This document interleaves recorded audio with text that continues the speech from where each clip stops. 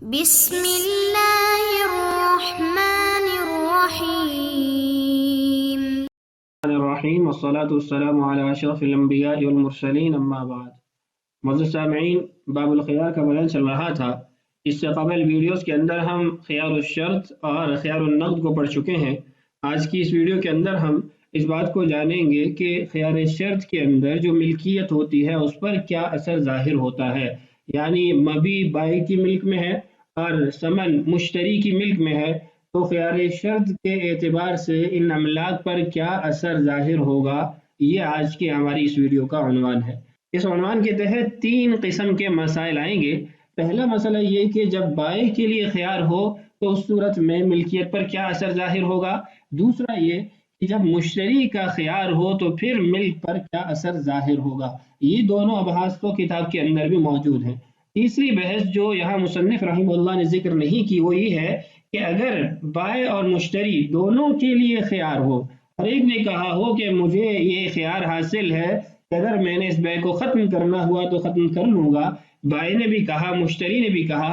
تو اب ملکیت پر، مبی پر اور ثمن پر کیا اثر ظاہر ہوگا، یہ آج کی اس ویڈیو کے اندر ہم جانیں گے۔ سب سے پہلا جو مسئلہ ہے وہ ہے کہ جب بائع نے اپنے لیے خیار رکھا ہو تو اس صورت میں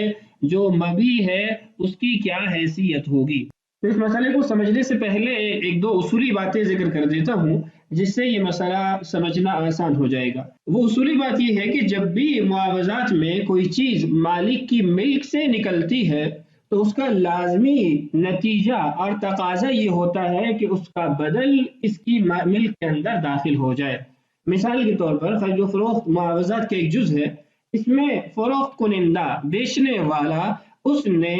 جب مبی کو اپنی ملک سے نکالا، مشتری کے حوالے کیا، مشتری کو دیا، تو اب اس ملک کی خروج کا یعنی اس مبی کیا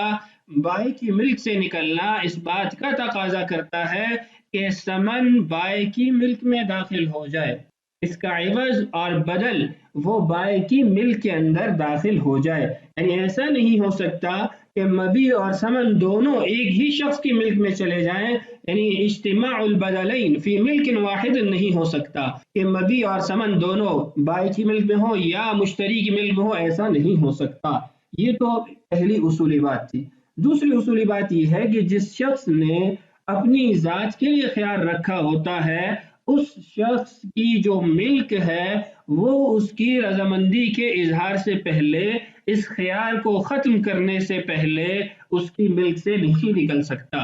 مثال کے طور پر آپ نے لیپ ٹاپ بیچا 50,000 روپے میں اور آپ نے مشتری سے کہا کہ میں دیکھتا ہوں اگر 2-3 دن کے اندر میں نے اس بیع کو ختم کر دیا تو مجھے یہ حق حاصل ہوگا۔ تو اب یہ لیپ ٹاپ آپ کی ملک سے نہیں نکلا، اس لیے کہ آپ کی رضامندی نہیں پائی جا رہی، آپ نے اس بیع کو لازم نہیں کیا، نافذ نہیں کیا، تو اس لیے آپ کی ملک سے یہ چیز نہیں نکلی۔ یہ تو 2 اصولی باتیں تھیں۔ اب آتے ہیں مسئلے کی طرف۔ پہلا مسئلہ یا پہلی جو صورت ہے وہ یہ ہے کہ آپ بائع ہیں اور آپ نے اپنا لیپ ٹاپ کسی شخص کو خیار شرط کے ساتھ بیچا کہ اگر مجھے اپنا لیپ ٹاپ واپس لینا ہوا تو میں 3 دن کے اندر اندر آپ سے اپنا لیپ ٹاپ واپس لے لوں گا۔ اب یہ آپ نے خیار شرط اپنی ذات کے لیے رکھا تو آپ کی ملک سے یہ لیپ ٹاپ نہیں نکلا، اور جو مشتری کے قبضے میں لیپ ٹاپ موجود ہے اس کی حیثیت اب کیا ہوگی مشتری کے پاس؟ تو کہتے ہیں کہ مشتری نے جو لیپ ٹاپ اپنے قبضے میں کیا خیار شرط کی صورت میں، جب بائع کی طرف سے خیار شرط ہے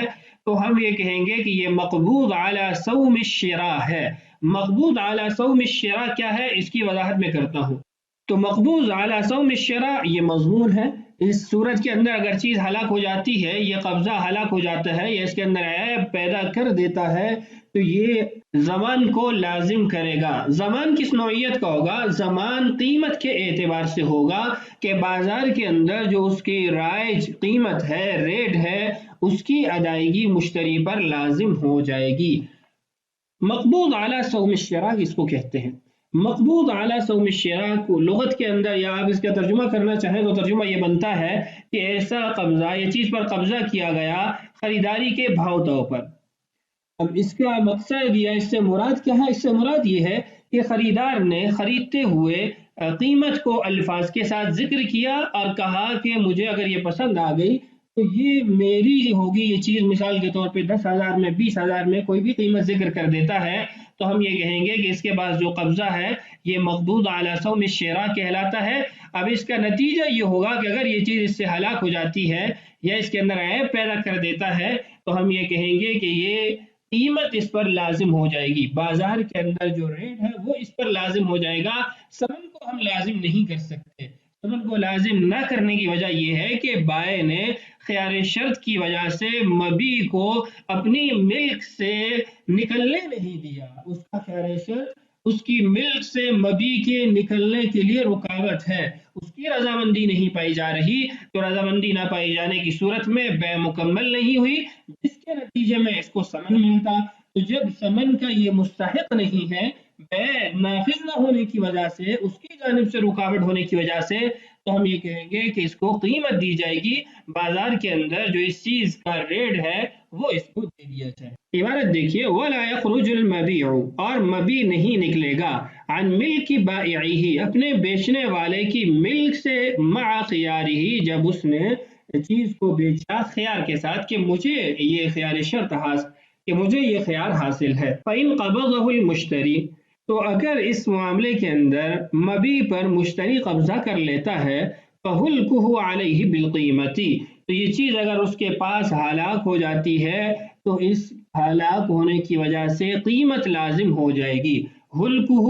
یہ ہلاک کے معنی میں ہے، ہا کی ضمہ اور لام ساکن کے ساتھ، بعد ہلکن یہ اس کا وزن ہے اور اس کا جو معنی ہے وہ ہلاک ہے۔ فَهَلَاكُهُ عَلَيْهِ بِالْقِيمَةِ، وضاحت دیکھیے، بیع بشرط خیار البائع، چیز بیچی گئی، بائع کے لیے خیار کی شرط لگائی گئی، فقبضه المشتری، مشتری نے اس چیز پر قبضہ کر لیا، فهلك في يده، چیز اس کے قبضے میں ہلاک ہو گئی، یجب علیہ القیمت، اس پر قیمت لازم ہوگی، یعنی ثمن لازم نہیں ہوگا، کیوں؟ لأنه مقبوض على سوم الشراء، اس لیے کہ یہ جو مشتری کا قبضہ ہے یہ مقبوض على سوم الشراء ہے، یہ القبض على سوم الشراء ہے کہ بھاؤ تاؤ کرتے ہوئے اس نے یہ قبضہ حاصل کیا، وہو مضمون بالقیمت، اور جو مقبوض علی سوم الشراء کی صورت ہوتی ہے اس کے اندر جو زمان آتا ہے وہ قیمت کا زمان آتا ہے۔ میں نے آپ سے کہا تھا کہ اس نے قیمت کو الفاظ میں ذکر کیا، اس لیے اس کو مقبوض علی سوم الشراء کہا گیا۔ اگر قیمت کو ذکر نہ کیا جائے تو پھر وہ قبضہ امانت ہوتا ہے اور اس کے احکامات مختلف ہیں۔ اب یہ تو تھی پہلی صورت۔ دوسری صورت یہ ہے کہ اگر مشتری نے خیال رکھا تو اس مبی کی کیا حیثیت ہوگی؟ اس کی دو جزیات ہیں، یعنی دو اس کے اندر مسئلے بیان کیے گئے ہیں، ایک تو متفق علیہ ہے، دوسرے کے اندر اختلاف ہے۔ وَيَخْرُجُ عَنْ مِلْكِ الْبَائِعِ، اور بائع کی ملک سے مبی نکل جائے گا، مع خیار المشتری، جب مشتری نے اپنے لیے خیال رکھا ہو۔ پہلے جو اصولی باتیں ذکر کی تھی، پہلی صورت میں بھی وہ لاگو ہو رہی تھی، دوسری صورت میں بھی وہ لاگو ہو رہی ہیں۔ یہاں آپ دیکھیے کہ بائع نے جب اپنے لیے خیار نہیں رکھا تو اس کی ملک سے وہ چیز نکل گئی، اور مشتری نے اپنے لیے خیال رکھا تو ثمن اس کی ملک سے نہیں نکلا، ثمن اسی کے پاس ہے۔ وَهُلْكُهُ فِي يَدِهِ بِالثَّمَنِ كَتَعَيُّبِهِ، اس صورت کے اندر اگر مشتری کے پاس وہ چیز ہلاک ہو جاتی ہے یا اس کے اندر عیب پیدا ہو جاتا ہے، اس مبی کے ہلاک ہونے کی وجہ سے یا عیب زدہ ہونے کی وجہ سے مشتری پر ثمن لازم ہوگی، قیمت لازم نہیں ہوگی۔ اس کی وجہ یہ ہے کہ بائع کی طرف سے تو رضامندی پائی جا رہی ہے، تو بائع تو اپنے مبی کا مستحق بنے گا یا ثمن کا، اس لیے کہ اس نے اپنی رضامندی سے اپنی طرف سے بیع کو نافذ کیا، اس کی طرف سے کوئی رکاوٹ نہیں ہے، تو اس کی طرف سے رکاوٹ نہ ہونے کی وجہ سے اس کو دو چیزوں میں سے ایک چیز ملنی چاہیے، ان یعود الیہ مبیعہ، اس کا مبی اس کی طرف لوٹ جائے، یا پھر اس کو اس مبی کا ثمن ادا کیا جائے۔ ای اذا کان الخیار للمشتری، مشتری کے لیے خیار تھا، وقبض المشتری، مشتری نے اس پر قبضہ کیا، فہلک او تعیب فی یدہ یجب الثمن، مشتری نے جس مبی پر قبضہ کیا وہ اس کے پاس ہلاک ہو گیا یا عیب زدہ ہو گیا، تو اس صورت کے اندر ثمن لازم ہوگی۔ یہاں تک متفق علیہ صورت ہے کہ ثمن لازم ہوگی اور بائع کی ملک سے وہ چیز نکل جائے گی اور مشتری کے پاس اس چیز کا جو ہلاکت ہے یا چیز کا عیب زدہ ہونا ہے اس کی وجہ سے اس کو ثمن دینی ہوگی، قیمت نہیں دینی ہوگی۔ اگلی جو اس مسئلے کی صورت ہے وہ مختلف فی ہے، وہ دیکھیے، ولا یملکہ المشتری، لیکن مشتری اس کا مالک نہیں بنے گا، مبی بائع کی ملک سے نکل گیا اور مشتری کی ملک میں بھی داخل نہیں ہوگا، امام ابو حنیفہ رحمہ اللہ کے مذہب کے مطابق، ان کے قول کے مطابق۔ اذا كان الخيار للمشتری، خیار مشتری کا تھا، لا يملكه المشتری، تو مشتری مالک نہیں بنے گا، عند ابی حنیفہ رحمہ اللہ، امام ابو حنیفہ رحمہ اللہ کے نزدیک۔ امام ابو حنیفہ رحمہ اللہ نے جو ملک مشتری کے اندر مبیع کے داخل نہ ہونے کا حکم لگایا ہے، اس کی وجہ یہ ہے کہ وہ فرماتے ہیں کہ ثمن پہلے سے مشتری کی ملک سے نکلا ہی نہیں ہے، چونکہ خیار مشتری کا ہے۔ اور اب اگر آپ یہ کہتے ہیں کہ ملکہ المشتری، مشتری اس چیز کا مالک بن گیا، مبیع کا بھی مالک بن گیا، تو اجتمع البدلان، دو بدل، دو عوض، ثمن اور مبیع دونوں مشتری کی ملک میں داخل ہو گئے، اور ایسا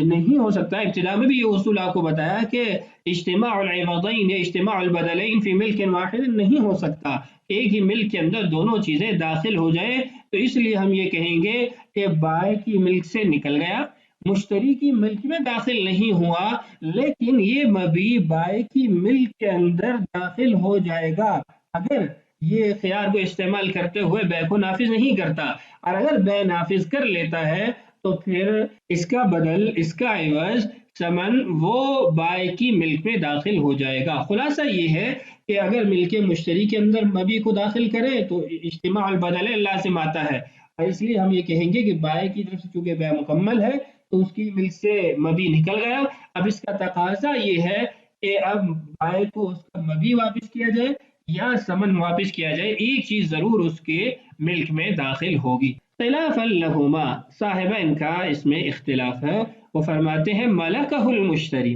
بائع کی ملک سے نکلا، مشتری کی ملک میں داخل ہو گیا۔ وجہ یہ بیان کرتے ہیں کہ اگر آپ یہ کہتے ہیں کہ بائع کی ملک سے نکل گیا، مشتری کی ملک میں داخل نہ ہوا، تو یہ تو کسی ملک میں باقی ہی نہیں رہا، اس کا تو کوئی مالک ہی نہیں رہتا، اس کی حفاظت کون کرے گا؟ تو اس لیے اس کو مشتری کی ملک میں داخل کیا جائے تاکہ اس کا ضامن بھی ٹھہرے اور اس پر اس کی حفاظت بھی لازم ہو۔ یہ جو دوسری صورت ہے کہ یملکہ المشتری او لا یملکہ، اس اختلاف کے اندر جو ہمارے زمانے میں مفتہ بھی قول ہے وہ صاحبین کا ہے۔ مجلۃ الاحکام العدلیہ کے اندر اس بات کو واضح کیا گیا کہ اذا شرط الخيار للمشتری فقط خرج المبيع عن ملک البائع وصار ملکا للمشتری، مشتری کی ملک وہ بن گیا۔ فإذا هلك المبيع في يد المشتري بعد قبضه يلزمه أداء ثمنه المسمى للبائع، کہ اگر مبیع مشتری کے قبضے کے اندر ہلاک ہو جاتا ہے تو جو قیمت آپس میں بائع اور مشتری نے طے کی تھی وہ اس کو لازم ہو جائے گی۔ تو فتویٰ صاحبین کے قول پر ہے۔ تیسری صورت جس کو مصنف رحمہ اللہ نے ذکر نہیں کیا وہ یہ ہے کہ اگر بائع اور مشتری دونوں نے خیار شرط رکھا، کہ بائع نے کہا کہ اگر 3 دن کے اندر میں نے اس بیع کو ختم کر دیا تو مجھے یہ اختیار ہے، اور مشتری نے بھی ایسے ہی کہا، تو دونوں نے جب خیار رکھا تو اس کا مبیع پر یا عقد پر کیا اثر ظاہر ہوگا، اس کی تفصیل ذکر کر دیتا ہوں۔ سب سے پہلی بات یہ ہے کہ جب بائع اور مشتری دونوں نے خیار رکھا تو اس خیار کا نتیجہ یہ ہے کہ دونوں کے عوض اور بدل ان کی املاک سے نہیں نکلے، یعنی جو مبیع ہے وہ بائع کی ملک سے خارج نہیں ہوا اور ثمن جو ہے وہ مشتری کی ملک سے خارج نہیں ہوا۔ دوسری بات، اگر مدت کے اندر ان میں سے کوئی ایک بھی فسخ کر دیتا ہے معاملے کو اپنے خیار کو استعمال کرتے ہوئے تو یہ بیع باطل ہو جائے گی، ختم ہو جائے گی۔ لیکن اگر دونوں میں سے ایک خیار کو ختم کرتا ہے اور بیع کو نافذ کر دیتا ہے تو اس کی جانب سے تو بیع تام ہو جائے گی، نافذ ہو جائے گی، لیکن فریق ثانی دوسرا شخص اگر وہ اس بیع کو مکمل کر دیتا ہے، نافذ کر دیتا ہے اور خیار کو ختم کر دیتا ہے پھر تو بیع مکمل طور پر نافذ ہو جائے گی، لیکن اگر وہ اپنے خیار کو استعمال کرتے ہوئے بیع کو ختم کرتا ہے تو پہلے کی اجازت کا یا پہلے کی نفاذ کا کوئی اثر ظاہر نہیں ہوگا، اس کا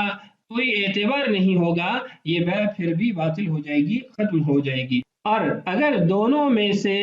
کوئی ایک بھی بیع کو نافذ نہیں کرتا یا فسخ نہیں کرتا اور جو خیار کی مدت تھی وہ ختم ہو جاتی ہے تو دونوں کو یہ بیع لازم ہو جائے گی، یہ بیع نافذ ہو جائے گی، اب مبیع اور ثمن کا تبادلہ ان پر لازم ہو جائے گا۔ تو یہ تیسری صورت تھی جو یہاں کتاب میں مذکور نہیں ہے۔ تو آج کے سبق کے اندر ہم نے خیار شرط کیا جو آگے املاک پر اثر ہوتا ہے اس کو پڑھا، اور آخر میں جو اختلاف ہم نے پڑھا ہے امام ابو حنیفہ رحمہ اللہ اور صاحبین کا کہ امام صاحب کے نزدیک جب مشتری کا خیار ہو تو بائیں کی ملک سے نکلنے والا مبی وہ مشتری کی ملک میں داخل نہیں ہوتا، جبکہ صاحبین کے نزدیک مشتری کے ملک میں داخل ہو جاتا ہے۔ اس اختلاف پر آگے 10 مسائل کو ذکر کیا گیا ہے کہ اس اصول اور اس